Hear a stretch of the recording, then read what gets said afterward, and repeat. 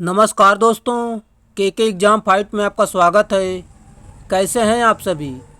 उम्मीद है आप सभी सही होंगे और आपकी यूपी पीसीएल टीजी 2 की तैयारी अच्छी चल रही होगी। दोस्तों, उसी के संदर्भ में आज हम यूथ कंपटीशन के बुक से कुछ महत्वपूर्ण प्रश्न लेकर आए हैं, जो कि दोस्तों ये डीसी जनरेटर से संबंधित होंगे। दोस्तों, हमने पिछले वीडियो में 103 प्रश्न तक कर लिया था। उसके आगे हम 104 प्रश्न से आज शुरुआत करेंगे। दोस्तों, इसी तरह की वीडियो पाने के लिए आप चैनल को सब्सक्राइब कर सकते हैं और बेल आइकन ज़रूर दबाना, ताकि हम जब वीडियो डालें तो आप तक नोटिफिकेशन पहुंच जाए। चलिए शुरुआत करते हैं। आर्मेचर प्रतिक्रिया आर्मेचर विद्युत धारा द्वारा डेड डैश पर निर्माण के लिए किए गए चुंबकीय क्षेत्र का एक प्रभाव है। राइट आंसर दोस्तों ऑप्शन नंबर ए, क्षेत्र फ्लक्स। अगला प्रश्न दोस्तों, इसका डिस्क्रिप्शन आप खुद से देख सकते हैं और चेक कर सकते हैं कि आखिर डिटेल में क्या जानकारी दी हुई है। अगला प्रश्न है, क्योंकि दोस्तों इतना टाइम नहीं है, पेपर नज़दीक आ चुका है, इसीलिए हम सारा सिलेबस एक बार कंप्लीट करवाना चाहते हैं। चलिए अगला प्रश्न है, इंटरपोल पद्धति में इंटरपोल को मुख्य पोलों के बीच रखा जाता है ताकि डेड डैश। राइट आंसर दोस्तों ऑप्शन नंबर ए, इसका स्पार्किंग कम हो सके। अगला प्रश्न, किसी डीसी जनरेटर में अधिकतम ईएमएफ तब उत्पन्न होता है जब। राइट आंसर दोस्तों ऑप्शन नंबर बी, प्रवाह फ्लक्स के परिवर्तन की दर अधिकतम होती है। अगला प्रश्न, जो कि दोस्तों आप डिस्क्रिप्शन द्वारा देख सकते हैं कैसे हल दिया हुआ है। चलिए अगले प्रश्न पर चलते हैं। डेड डैश को हासिल करने के लिए डीसी जनरेटर समांतर क्रम में चलाए जाते हैं। राइट आंसर दोस्तों उच्च विश्वसनीयता। दोस्तों इसका कारण क्या दिया हुआ है आप देख सकते हैं खुद से। चलिए अगला प्रश्न है, डीसी शंट जनरेटर को डेड डैश भी कहा जाता है।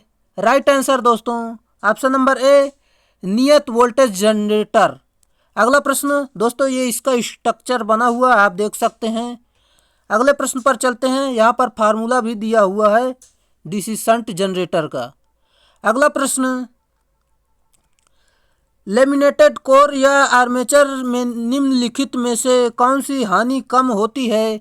राइट आंसर दोस्तों ऑप्शन नंबर ए, भंवर धारा हानि, जो कि भंवर धारा हानि का यहाँ पर फार्मूला दिया हुआ है।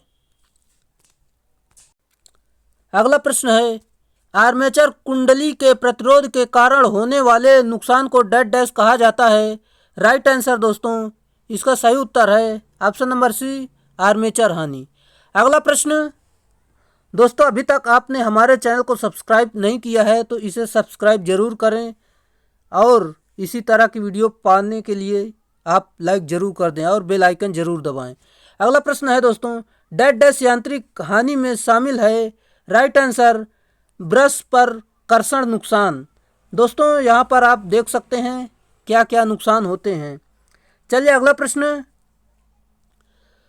एक सरल और आम विधि जो आर्मेचर वाइंडिंग शॉर्ट और ओपन कॉइल्स की जांच करने के लिए उपयोग किया जाता है वह किस सहारे किया जाता है। राइट आंसर दोस्तों ऑप्शन नंबर ए, ग्राउलर के माध्यम से। और क्या क्या जांचते हैं आप ये भी देख सकते हैं, जैसे ओम मीटर से प्रतिरोध मापते हैं, मल्टीमीटर से प्रतिरोध, धारा और वोल्टता सब मापते हैं, एमीटर से धारा मापते हैं। चलिए अगले प्रश्न पर। दोस्तों इसका अगला प्रश्न है, 128 स्लॉट वाले एक 8 पोल आर्मेचर वाइंडिंग के लिए 15 दांतों तक फैले हुए कॉइल्स को कहा जाता है। राइट आंसर दोस्तों ऑप्शन नंबर ए, एक स्लॉट पिच द्वारा शॉर्ट कॉर्डेड। चलिए अगले प्रश्न पर चलते हैं। दोस्तों इसका अगला प्रश्न है, दोस्तों ये डिस्क्रिप्शन आप चेक कर सकते हैं कैसे हल दिया हुआ है। चलिए अगला प्रश्न है, एक निश्चित दी गई गति पर डीसी जनरेटर की ओपन सर्किट विशेषता इनमें से किसके बीच आलेखित की जाती है। Right answer option number D, no load voltage और फ्लक्स फील्ड करंट। दोस्तों फील्ड करंट। अगला प्रश्न है, जो कि यहाँ पर दोस्तों यहाँ पर देख सकते हैं इसका फार्मूला दिया हुआ है। अगला है डीसी जनरेटर में इनपुट की प्रकृति क्या होती है? Right answer option number C, यांत्रिक हानि। अगला प्रश्न दोस्तों इसका अगला प्रश्न है निम्नलिखित कथनों को पढ़ें और सही उत्तर चुनें। दोस्तों डमी कॉइल को वेब वाउंड आर्मेचर पर रखा जाता है जब कम्यूटेटर बार और स्लॉट का अनुपात एक पूर्ण संख्या होता है। दोस्तों यहाँ पर यह कथन गलत दिया हुआ है। चलिए अगले कथन पर। डमी कॉइल को वेब वाउंड आर्मेचर पर रखा जाता है जब प्रति स्लॉट प्रति लेवर कॉइल साइड की संख्या पोल युग्म का गुणक होता है। दोस्तों ये भी कथन गलत हुआ है। चलिए हम आपको बताते हैं डिस्क्रिप्शन द्वारा सही क्या है। दोस्तों यहाँ पर दिया हुआ है डमी कॉइल का उपयोग डीसी मशीन में मैकेनिकल बैलेंसिंग के लिए किया जाता है, अर्थात जब भार में बहुत ज़्यादा परिवर्तन होता है तो रोटर आर्मेचर का आकार सर्कुलर न होकर ओवलनेस हो जाता है। इसी से बचने के लिए इस कॉइल का उपयोग किया जाता है। सामान्यतः इसे बड़ी मशीनों में प्रयोग किया जाता है। अतः फर्स्ट और सेकंड दोनों यहाँ पर गलत दिए हुए हैं। ऑप्शन नंबर आपका 20 सही है। चलिए अगले प्रश्न पर चलते हैं। दोस्तों इसका अगला प्रश्न है जो कि आप देख सकते हैं। अगला प्रश्न है आर्मेचर रिएक्शन के प्रभावों को कम करने के डीसी मशीनों में आर्मेचर रिएक्शन के प्रभावों को कम करने के लिए इस्तेमाल किए जाने वाले इंटरपोलों में। दोस्तों इसका राइट आंसर आपका हो जाएगा जो कि आपको दिखा देते हैं। इसका right answer option number D, कम संख्या में मोटे तार से निर्मित टर्न होते हैं, जो कि डिस्क्रिप्शन द्वारा आप डिटेल से जानकारी ले सकते हैं। अगला प्रश्न दोस्तों अगला प्रश्न है किसी डीसी जनरेटर में मेन पोल की तुलना में इंटर पोल की पोलैरिटी बताइए। दोस्तों इसका सही उत्तर हो जाएगा ऑप्शन नंबर सी, जो कि इसके आगे घूर्णन की दिशा में अगले मेन पोल की ध्रुवता के समान होता है।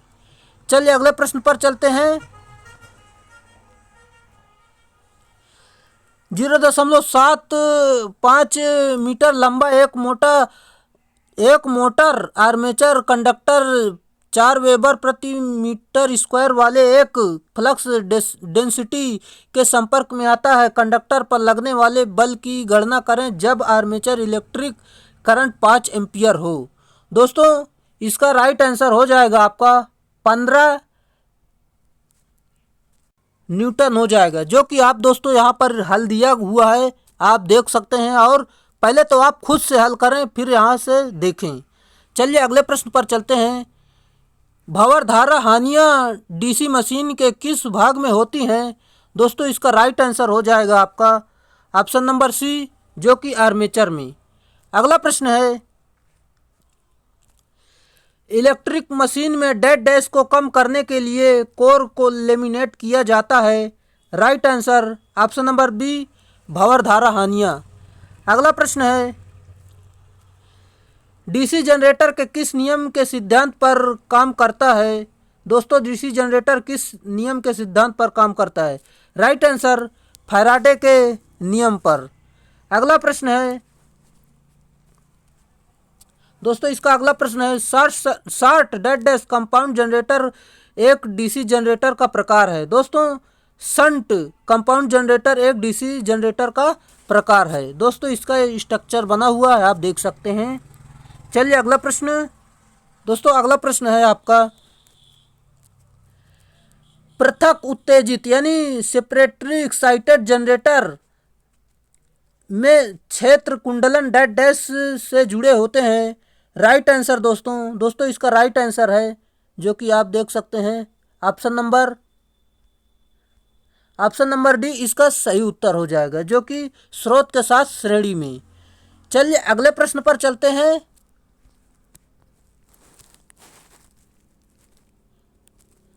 यदि सीरीज वाइंडिंग को आर्मेचर के साथ श्रेणी में जोड़ा जाता है और फिर शंट वाइंडिंग को संयोजन के समांतर में रखा जाता है तो इस तरह का संयोजन एक जनित्र का निर्माण करेगा।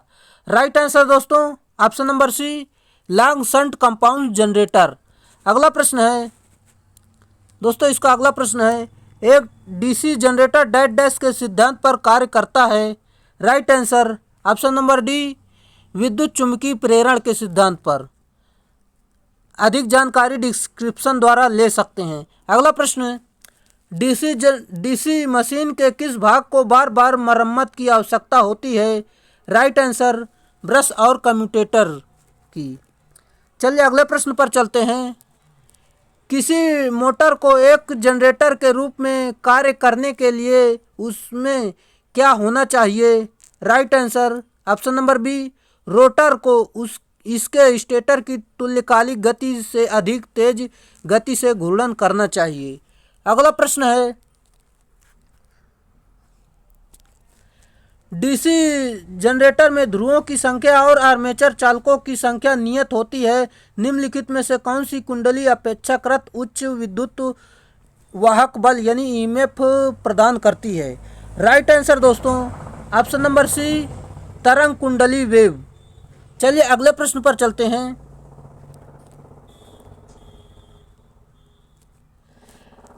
असंतृप्त डीसी मशीन की आर्मेचर प्रतिक्रिया के परिणाम स्वरूप डेड डैश प्रभाव उत्पन्न होता है। राइट आंसर दोस्तों ऑप्शन नंबर सी, जो कि प्रति चुंबकीय क्रॉस मैग्नेटिजिंग इसका सही उत्तर है। अगला प्रश्न दोस्तों, अगले प्रश्न पर चलते हैं। दोस्तों अभी तक आपने हमारे चैनल को सब्सक्राइब नहीं किया है तो चैनल को सब्सक्राइब जरूर कर लें। डीसी मोटर में बैक ईएमएफ या पश्च विद्युत वाहक बल की अवधारणा आधारित है। Right answer option number C, Lenz के नियम पर। दोस्तों यहाँ पर फार्मूला देख सकते हैं। अगला प्रश्न है, अंतःध्रुवी इंटरपोल यानी इंटरपोल वाइंडिंग निम्नलिखित में से किसके साथ श्रेणी क्रम में संयोजित होती है। राइट आंसर आर्मेचर वाइंडिंग के। चलिए अगले प्रश्न पर चलते हैं। डीसी मशीन की चाल यदि दुगनी कर दी जाए और फ्लक्स स्थिर रहे तब ईएमएफ क्या होगा। राइट आंसर दोगुना हो जाएगा। दोस्तों यहाँ पर फार्मूला द्वारा देख सकते हैं कैसे हल दिया हुआ है, आप भी हल कर सकते हैं। चलिए अगले प्रश्न पर, किसी मशीन की दक्षता अधिक होगी यदि। राइट आंसर दोस्तों ऑप्शन नंबर ए, हानियां निम्न हो। चलिए अगले प्रश्न पर, डीसी मशीन में क्या होता है। राइट आंसर दोस्तों, आर्मेचर चालकों में धारा एवं वैद्युत चुंबकीय बल अल्टरनेटिंग होते हैं जबकि टर्मिनल पर वे एक दिशी होते हैं। अगला प्रश्न है, डीसी मशीन का दिक् परिवर्तक किस तरह कार्य करता है। Right answer option number A, पूर्ण तरंग रेक्टिफायर की तरह। अगला प्रश्न, स्टेटर की संरचना डेड डैश होती है। राइट आंसर वलयाकार। अगला प्रश्न है आपका अगला प्रश्न, डीसी मशीन का सबसे बाहरी भाग योक कहलाता है। कम क्षमता की मशीन हेतु ये डेड डैश बना होता है। दोस्तों कम क्षमता की मशीन जो होती है ढलवा लोहे की बनी होती है। चलिए अगले प्रश्न, इसका ऑप्शन देख लेते हैं। ढलवा लोहा होता है, ये देखिए दोस्तों ऑप्शन नंबर बी इसका राइट आंसर हो जाएगा। अगला प्रश्न, एक डीसी मशीन में भिन्नात्मक पिच कुंडली डेड डैश प्रयोग की जाती है। राइट आंसर स्पार्किंग को कम करने के लिए। अगला प्रश्न, मान लो दोस्तों आपका रिवीजन चल रहा है, आप कितना फास्ट कर पाते हैं ये आपको यहाँ पर आजमाना है। चलिए अगले प्रश्न पर, डीसी मशीनों में आर्मेचर की अक्ष और ब्रशों के संपर्क के केंद्र के माध्यम से गुजरने वाला समतल कहलाता है। राइट आंसर दिक् परिवर्ती समतल। अगला प्रश्न है दोस्तों, इसका अगला प्रश्न है, डीसी मशीनों में आर्मेचर वाइंडिंग को निम्नलिखित में से किस पर लपेटा जाता है। राइट आंसर दोस्तों ऑप्शन नंबर डी, जो कि कहीं भी नहीं लपेटा जाता है। यहाँ पर देख सकते हैं डीसी मशीनों में आर्मेचर वाइंडिंग को रोटर के स्लॉट पर लपेटा जाता है। डीसी मशीनों में आर्मेचर स्लॉट ओपन टाइप के होते हैं। आर्मेचर वाइंडिंग कॉपर मटेरियल का बना होता है। चलिए अगले प्रश्न पर। अगला प्रश्न है आपका, आर्मेचर में वाइंडिंग डैश डैश जुड़ी होती है। Right answer option number C, श्रेणी या समांतर क्रम में। अगला प्रश्न है, यांत्रिक दृष्टिकारी है। राइट आंसर कम्यूटेटर और ब्रश। अगला प्रश्न है, किसी डीसी मशीन में यदि पी पोलो की संख्या एन आर्मेचर की स्पीड आरपीएम में हो तो तब चुंबकीय व्युत्क्रमों की आवृत्ति क्या होगी। राइट आंसर दोस्तों option number B, P N अपान 120, जो कि एफ बराबर एन पी अपान 120 होता है। चलिए अगले प्रश्न पर। दोस्तों इसका अगला प्रश्न है, डीसी मशीन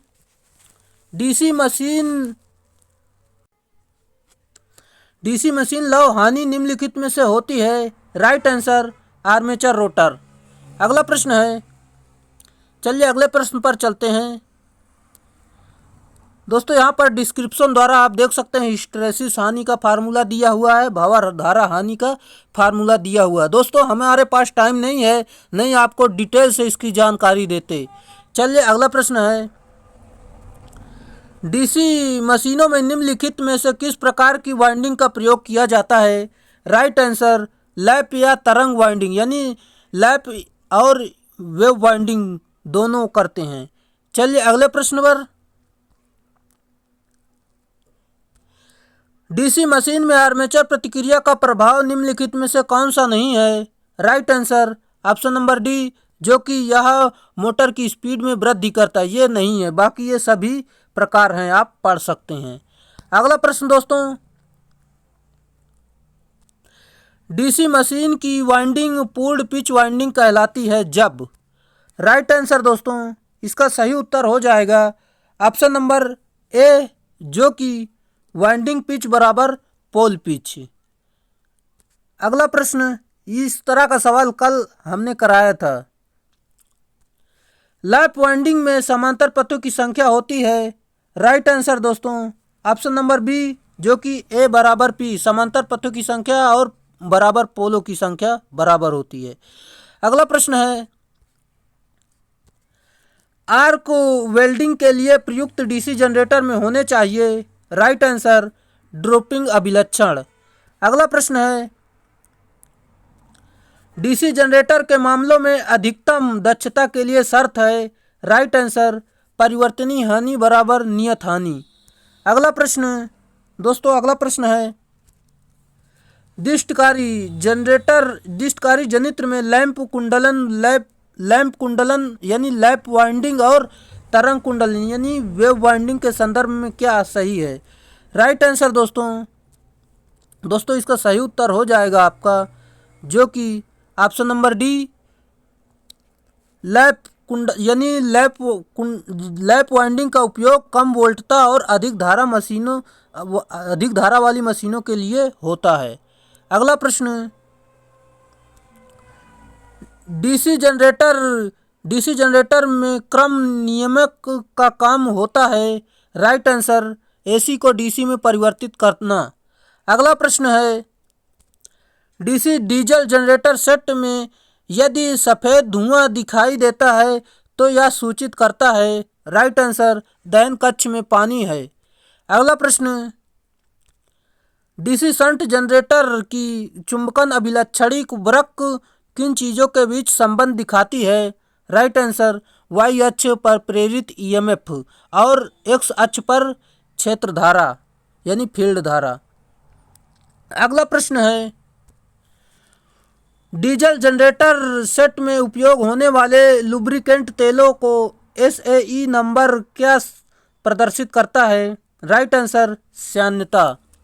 अगला प्रश्न है, जब एक शंट जनरेटर सामान्य दिशा और सामान्य गति से घूमने पर उल्टा उत्पन्न नहीं करता तो इसका क्या कारण है। राइट आंसर पोलों में अवशिष्ट चुंबकत्व तो नहीं। अगला प्रश्न, ऑटोमोबाइल की बैटरी को आवेशित करने के लिए कौन सा जनरेटर उपयोगी है? Right answer, shunt generator. अगला प्रश्न है, एक जनरेटर को मोटर द्वारा चलाया जा रहा है और यह 300 वोल्ट पर 18.65 एम्पीयर लेता है, तो इसकी दक्षता यदि 75% हो तब मोटर की अश्व शक्ति होगी। राइट आंसर दोस्तों, 7.5 HP यानी हॉर्स पावर। दोस्तों यहाँ पर फार्मूला दिया हुआ, आप देखकर हल कर सकते हैं। पहले तो आप अपने से हल करिए, इसका उत्तर इतना आता है कि नहीं। चलिए अगले प्रश्न पर। दोस्तों अभी तक आपने हमारे चैनल को सब्सक्राइब नहीं किया है तो सब्सक्राइब जरूर कर दें, क्योंकि दोस्तों काफ़ी मेहनत लग रही है बनाने को, और लाइक ज़रूर कर दें। डीसी जनरेटर में कुंडली दूरी को पोल पिच के बराबर करने के लिए कुंडली का पिछला पिच किसके बराबर होना चाहिए? राइट आंसर, प्रति पोल क्रम विनियमक बार। अगला प्रश्न है दोस्तों, इसका अगला प्रश्न है, चित्र ए और बी डीसी जनरेटर के किस भाग को संदर्भित करते हैं? राइट आंसर दोस्तों, चित्र ए और बी इंटरपोल और मुख्य पोल को प्रदर्शित करते हैं। अगला प्रश्न दोस्तों, सामान्य लाइटिंग एवं पावर सप्लाई के लिए प्रयोग लाए जाने वाला जनरेटर कौन सा है? Right answer, cumulative compound generator. अगला प्रश्न है दोस्तों, आपका अगला प्रश्न है, यदि किसी जनरेटर में बहती धारा का मान 10 एम्पीयर है और इंटरपोल प्रतिरोध 10 ओम है, तो उसमें फील्ड वाइंडिंग कॉपर हानि क्या होगी? राइट आंसर दोस्तों, ऑप्शन नंबर बी, जो कि 1000 वाट होता है। यहाँ पर देख सकते हैं आई बराबर 10 दिया, आर बराबर 10 और कॉपर हानि का फार्मूला दिया हुआ है, आप इससे हल कर सकते हैं। चलिए अगला प्रश्न, अगर जनरेटर का बचा हुआ चुंबकत्व तो खत्म हो जाता है तो? राइट आंसर दोस्तों, ऑप्शन नंबर बी, जनरेटर का 10% डीसी सप्लाई बैटरी में देना चाहिए। अगला प्रश्न, कम्यूटेटर पर की जाने वाली वाइंडिंग डैश डैश होती है? राइट आंसर, लैप और वेव वाइंडिंग दोनों। चलिए अगला प्रश्न पर, डीसी पार्श्वपथ जनरेटर की कांतिक चाल वह चाल होती है जिस चाल के नीचे, राइट आंसर, जनरेटर वोल्टेज बनाने में असफल रहता है। अगला प्रश्न, डीसी जनरेटर के आर्मेचर प्रतिक्रिया को सुधारने के लिए ब्रशेज को क्या किया जाता है? चलिए देखते हैं दोस्तों, इसका सही उत्तर हो जाएगा ऑप्शन नंबर ए, आर्मेचर के घूर्णन की दिशा में अग्र लीड प्रदान की जाती है। अगला प्रश्न है, वह डीसी जनरेटर इनमें से कौन सा है जो पूर्ण भार पर 0 वोल्टता नियामक उपलब्ध करा सकता है? राइट आंसर, योगात्मक कंपाउंड। अगला प्रश्न है, 4 ध्रुवों वाला डीसी जनरेटर 1800 आरपीएम पर चल रहा है, आर्मेचर में धारा की आवृत्ति है। राइट आंसर, इनमें से कोई नहीं। दोस्तों इसमें से जो आंसर आएगा आपका निकल कर 60 हर्ट्ज जो आ जाएगा, जो कि आप देख सकते हैं डिस्क्रिप्शन द्वारा, कितना सिंपल दिया हुआ है। हमें टाइम नहीं है, नहीं दोस्तों, हम डिटेल से करवाते हैं। पिछली वीडियो कुछ दिन पहले हमने डिटेल से काफ़ी वीडियो करवाई थी। एक विलगित उत्तेजित जनरेटर यानी सेपरेटरी एक्साइटेड जनरेटर में डैश डैश। राइट आंसर दोस्तों, ऑप्शन नंबर ए, क्षेत्र वाइंडिंग को बाह्य डीसी स्रोत से उत्तेजित किया जाता है। चलिए अगले प्रश्न पर। दोस्तों यहाँ पर देख सकते हैं अगला प्रश्न है जो कि दिया हुआ है, एक डीसी जनरेटर में ब्रश का तनाव उसके कार्य के लिए बहुत महत्वपूर्ण होता है, जबकि ब्रशों में अधिक तनाव डैश डैश के कारण होता है। Right answer, option number D, दिक् परिवर्तक अतिप्त होगा और सतह घिस जाएगी। अगला प्रश्न है, अगर एक डीसी के सप्लाई टर्मिनल को आपस में बदल दिया जाए तो क्या होगा? राइट आंसर, चक्रण यानी direction of rotation remains unchanged हो जाएगी यानी बदल जाएगी। चक्रण की दिशा अपरिवर्तित रहेगी यानी नहीं बदलेगी दोस्तों, नहीं बदलेगी। अनचेंज्ड का मतलब नहीं। आर्क वेल्डिंग में प्रयोग होने वाला जनरेटर है दोस्तों, इसका सही उत्तर हो जाएगा डीसी कंपाउंड डिफरेंशियल यानी कुमुलेटिव कंपाउंड जनरेटर दोस्तों। Cumulative compound generator, sorry, DC compound यानी विभेदी जनरेटर, ये गलत है, C number. DC compound differential generator आपका सही उत्तर हो जाएगा। अगला प्रश्न, ट्रिप्लेक्स लैप वाइंडिंग में कम्यूटेटर पिच वाई सी का मान होता है। Right answer option number C 3। अगला प्रश्न है, यदि एक कॉइल के सिरों को कम्यूटेटर बार पर एक पोल पिच की दूरी पर जोड़ा जाए तो इस वाइंडिंग को कहते हैं। Right answer wave winding. अगला प्रश्न, कॉइल के सिरों को कम्यूटेटर सेगमेंट पर जोड़ने की प्रक्रिया को कहते हैं। Right answer coil connection. अगला प्रश्न दोस्तों, अगला प्रश्न आपका हो जाएगा जो कि लेवल कंपाउंड डीसी जनरेटर का उपयोग निम्न कार्य के लिए होता है। राइट आंसर दोस्तों ऑप्शन नंबर डी, प्रकाश के लिए। अगला प्रश्न जो कि आपका अगला प्रश्न दिया हुआ है,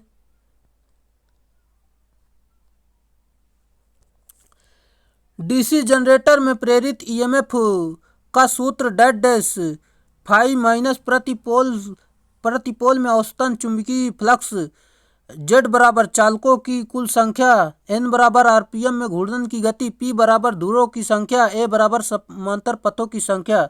दोस्तों इसका सही उत्तर आपका हो जाएगा ऑप्शन नंबर ए, ई बराबर 5 ZNP अपान 60 ए वोल्ट होगा, जो कि ये फार्मूला होता है। चलिए अगले प्रश्न पर चलते हैं। कौन सा जनित्र सभी लोड पर स्थिर वोल्टता देता है। राइट आंसर दोस्तों ऑप्शन नंबर ए, जो कि लेवल कंपाउंड जनरेटर यानी स्तर कंपाउंड जनरेटर आपका स्थिर करंट वोल्ट देता हो यानी स्थिर वोल्टता देता है। चलिए अगले प्रश्न पर। दोस्तों अभी तक हमारे चैनल को सब्सक्राइब नहीं किया है तो चैनल को सब्सक्राइब जरूर कर लें। डीसी आर्मेचर कुंडली डैश डैश कोटियों का होता है। राइट आंसर लैंप और तरंग कोटियों का होता है। चलिए अगले प्रश्न पर चलते हैं।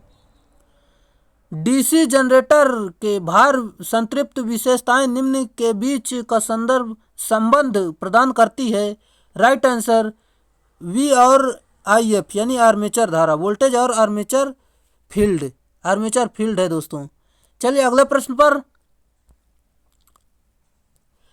डीसी जनरेटर में लौ हानियों के अंतर्गत निम्नलिखित आती है। राइट आंसर शैथिल्य और भंवर धारा हानियाँ। चलिए अगले प्रश्न पर चलते हैं। दोस्तों हिस्टैरिसीस हानि का फार्मूला देख सकते हैं, भंवर धारा हानि का फार्मूला देख सकते हैं आप। अगला प्रश्न है दोस्तों, क्रेन और हाइस्ट के लिए किस डीसी मोटर का प्राथमिकता दी जाती है। Right answer option number C, श्रेणी मोटर। अगला प्रश्न,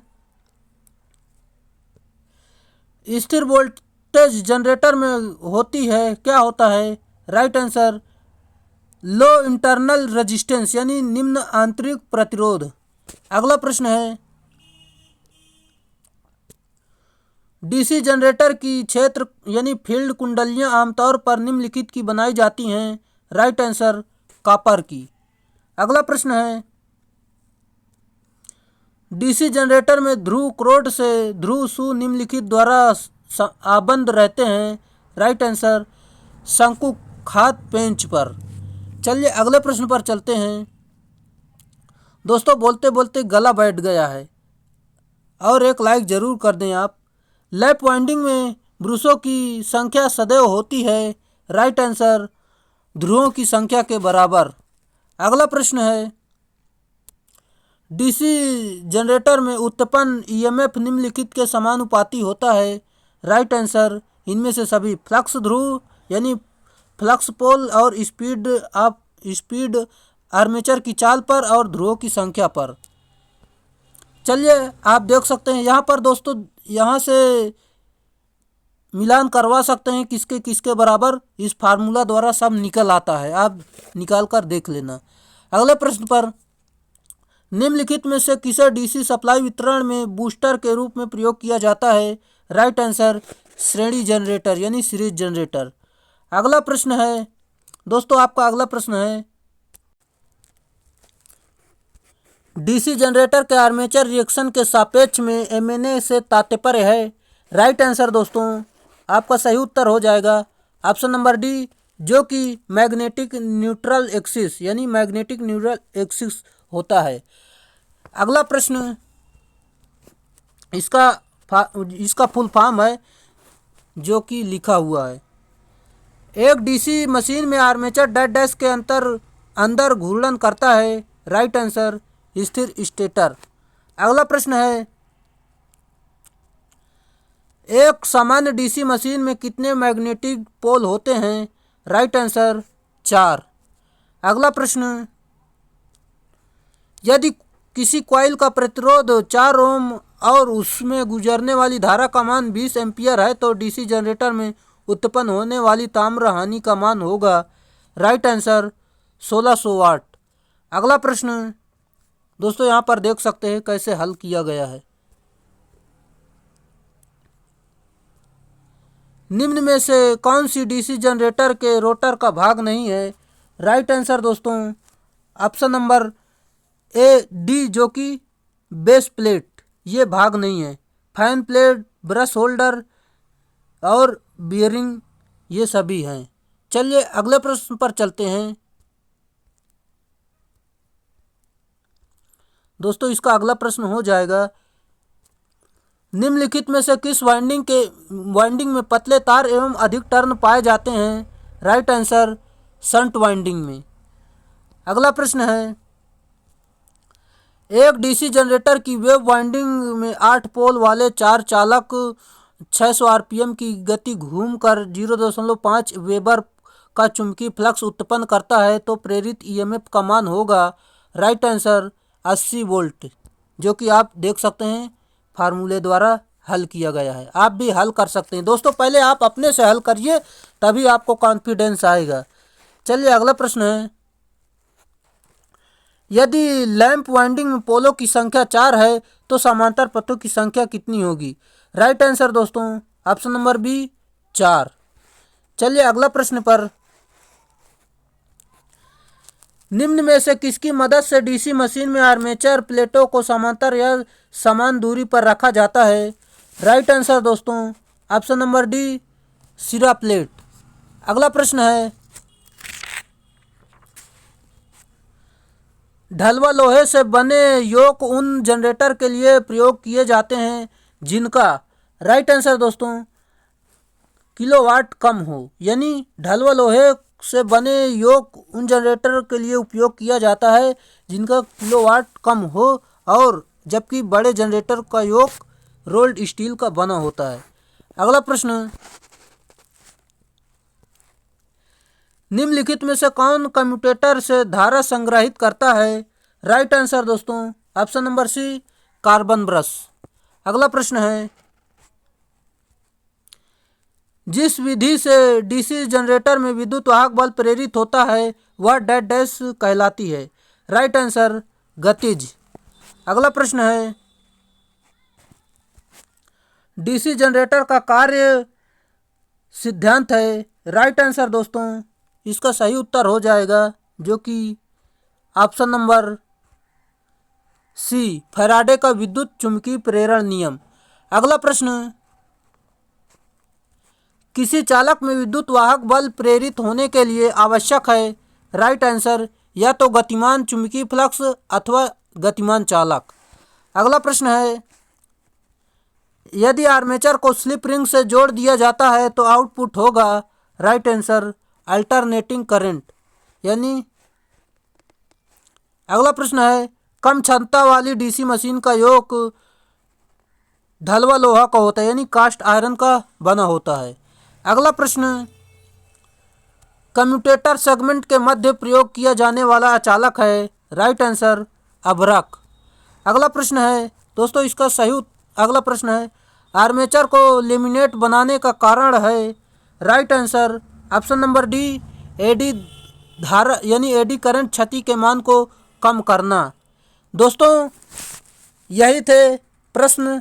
आपको प्रश्नों की संख्या 207 यहाँ पर कराई गई। आपको कैसा लेवल लगा? अगर अच्छा लगा हो तो लाइक ज़रूर करें और अपने दोस्तों में अधिक से अधिक इसे पहुँचाएं ताकि उनको भी पता चल पाए कि यहाँ पर भी तैयारी कराई जाती है। दोस्तों अगर आप चैनल पर नए हैं तो चैनल को सब्सक्राइब ज़रूर कर लेना और अपने दोस्तों तक शेयर ज़रूर कर देना। चलिए आज के लिए इतना ही, फिर मिलेंगे नेक्स्ट वीडियो में, तब तक के लिए बाय।